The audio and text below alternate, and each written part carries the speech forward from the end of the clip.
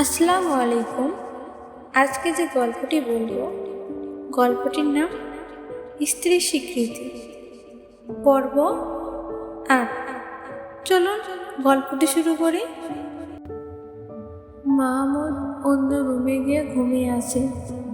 রাতে আমি নিজেই রান্না করেছিলাম ডাল চটচটি, ডিম ভাজি আর আলু ভর্তা।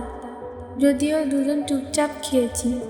খাওয়ার পর মাহমুদ কিছু সময় অফিসের কাজ করল। আমি সারাদিনের জার্নি করে শুয়ে পড়লাম।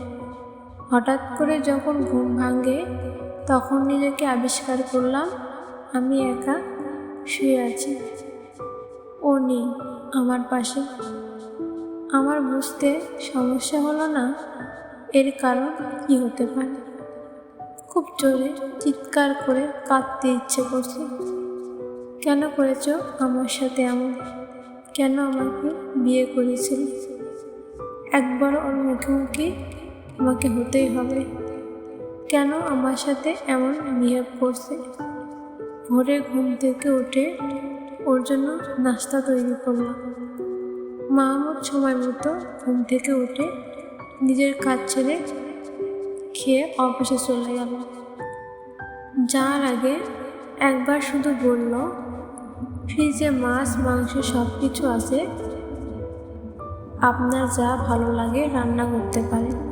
আর শুনেন, আমি ছাড়া দরজা খুলবেন না। এই বলে চলে গেল। আমি ফ্রিজ থেকে মাছ মাংস বের করলাম, রান্না করে সব গুছিয়ে রাখলাম। মাহমুদ একবারের মধ্যে ফোন করলো। আমি খুব খুশি হয়ে ফোনটা রিসিভ করলাম। মনে মনে ভাবছিলাম হয়তো আমাকে বলবে, রূপা তোমাকে আমি খুব মিস করছি।